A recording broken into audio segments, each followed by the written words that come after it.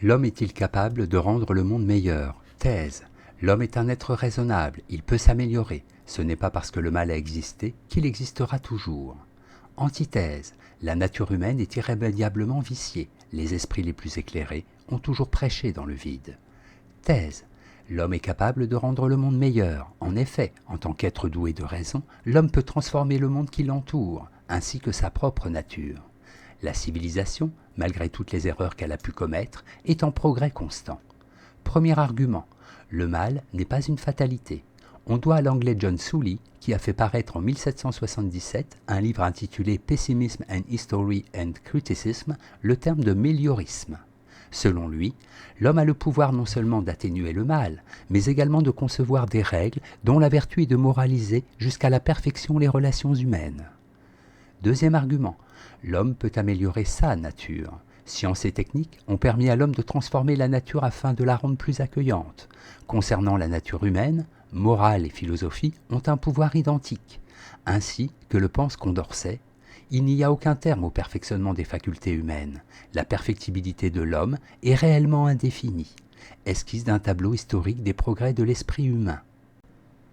Troisième argument, le monde ne peut pas s'améliorer en un jour. Pour Kant, le mal doit tendre à disparaître au fur et à mesure que la raison progresse. L'homme qui s'est tout d'abord affranchi du règne de l'instinct découvre petit à petit les règles de conduite qu'il doit observer. Toutefois, cette marche vers le bien n'est pas exempte de nombreux tâtonnements et faux pas. En bref, l'humanité est en marche. Le mal passé et présent ne prouvent en rien que l'homme n'a pas le pouvoir de rendre le monde meilleur. Simplement, il ne faut pas oublier que Rome ne s'est pas faite en un jour. Antithèse. L'homme est incapable de rendre le monde meilleur. En effet, les défauts des hommes d'hier et d'aujourd'hui sont les mêmes. On ne constate aucun progrès moral. Les événements qui ont marqué le XXe siècle semblent faire état d'un progrès dans l'immoralité. Premier argument, l'âme humaine est déchue. Pour le christianisme, il n'existe aucun salut ici-bas. Le péché originel a fait de l'homme un être déchu. Il n'est donc pas surprenant que le mal l'emporte sur le bien. Ce n'est qu'à la fin des temps, à l'heure du jugement dernier, du retour de Dieu parmi les hommes, que le monde sera enfin à l'image de son Créateur. Deuxième argument, rêver d'une humanité éclairée est utopique. Les philosophes des Lumières, qui avaient une foi indéfectible dans le progrès de la raison, pensaient qu'un jour les peuples en viendraient à suivre les lumières de l'esprit. Il faut bien constater qu'il n'en a rien été. En effet, il n'est réservé qu'au plus petit nombre, non seulement de lire, mais de comprendre l'enseignement des philosophes. Troisième argument, le XXe siècle a été le théâtre d'atroces événements. Le pessimisme de Freud n'aurait pas été si grand s'il n'avait pas vécu à l'époque du premier conflit mondial, conflit dans lequel l'un de ses fils a trouvé la mort.